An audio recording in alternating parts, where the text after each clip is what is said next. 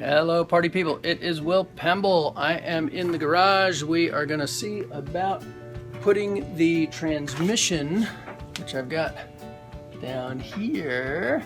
Gonna see if I can put the transmission onto the bottom of the lift hill right here and get the chain going and see if it'll go round and round. Let's take a look and see how it works out. The first thing is going to be to figure out where at the bottom of the lift hill the main sprocket, the drive sprocket on the transmission is supposed to go. So to do that, what I'm going to do is put the chain on, loop it, and figure out exactly where we should put the thing. So I'm going to start doing that right now. What I've got is this, and I think you've seen it in other videos, I've got this big long, it's a 30-foot long piece of chain. It's actually 3 10-foot lengths of chain, but then they get put together with the connecting link at the end. This is number 50 double pitch roller chain, and the reason they call it double pitch chain, as we've mentioned in one of the other videos, is you can see the links are especially long, and the reason for that is this thing called a chain dog is going to grab in between this part of the chain so that it can connect. So now what I'm going to do is I'm just going to hook that up and run it up the top of the lift and make a loop, and that way I'll be able to figure out exactly where my chain sprocket should go. So the easiest way, I think, is going to be to just feed it up through here and down.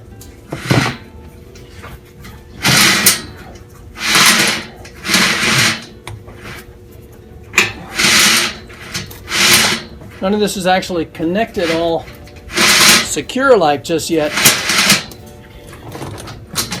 So I gotta be careful not to have things start falling apart.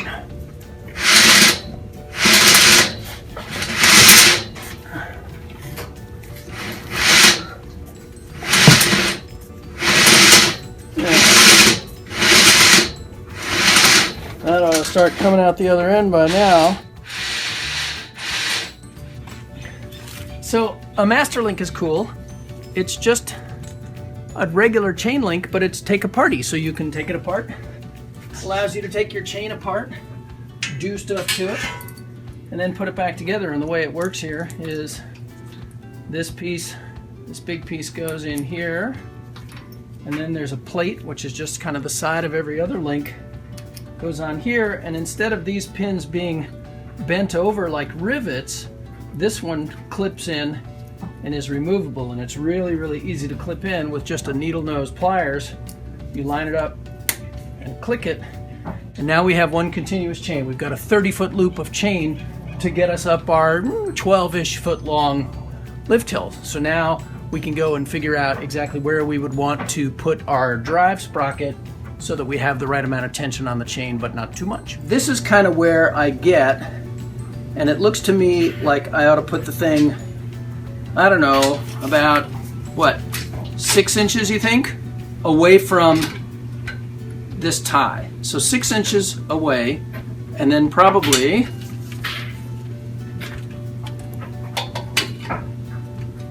another 6 inches down. Right? So I'm going to go 6 out this way and 6 down, and that's where I need to position the sprocket so that my whole thing is going to work just exactly perfect. So I've got a bunch of pieces here that I'm going to put together, and this is going to be the frame that holds the transmission to the bottom of the track.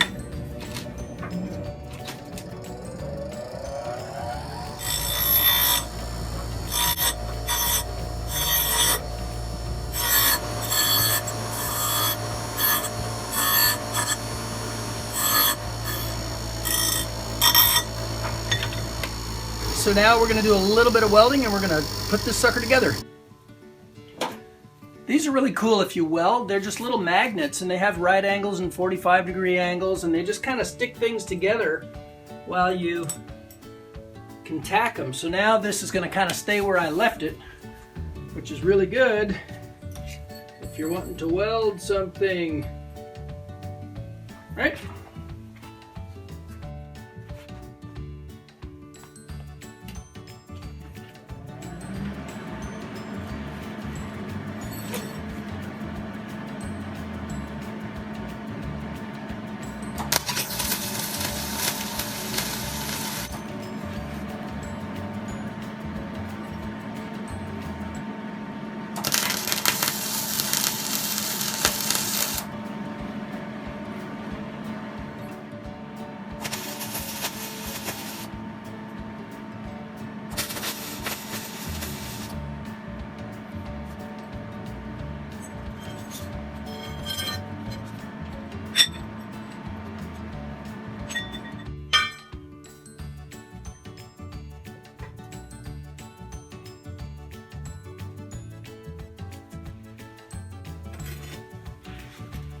I honestly wasn't sure how this was all going to go together when I built the transmission, but I think this is going to fit really nicely. The flywheels are going to clear the tracks, and the motor is going to be accessible from the low end of the hill so that we can do any maintenance that we need to. And I can adjust this sprocket here anywhere on this axle so that it'll line up with my chain and the chain lift channel. So I'm just going to tack this together and bolt it to the track.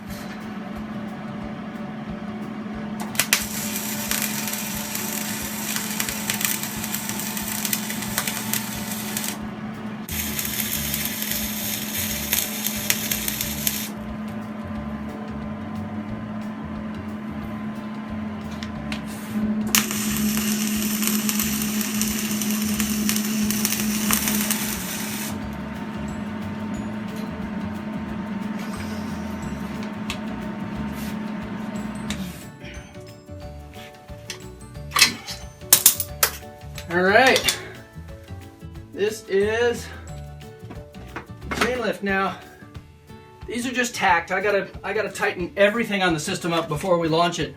But basically now what's gonna happen is this thing will sit underneath the track. And that's the next piece of the puzzle. Yo, come on. Okay, so this thing is really heavy. All right, so now what I'm going to do is I'm going to position this underneath here and lift it up and see that it fits. I have had a terrible, terrible realization. With just another half hour of daylight on a Sunday and a full work week next week, I don't know if it could get any worse than this. I just figured out that if I put the motor at the bottom of the hill and the chain is going this way, it's going to pull on the bottom of the chain, making the bottom part of the chain, the returning part of the chain, tight and straight. And it's going to leave piles and piles of slack in the top part of the chain, which is the part that we want to be highly controlled and super tight and super managed. I don't know. I was just putting the whole thing together. I was so excited. My friend Jim stopped by and said, "Hey, shouldn't you be putting the motor at the top?"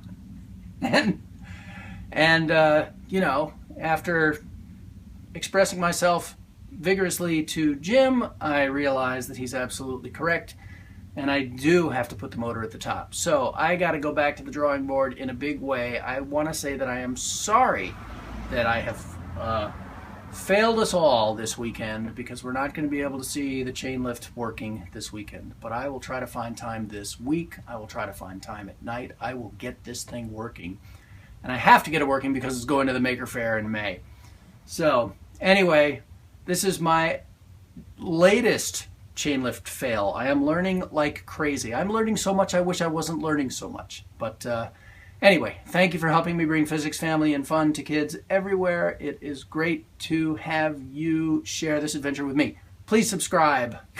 Who knows what I'll screw up next. I'll see you next time. Thanks.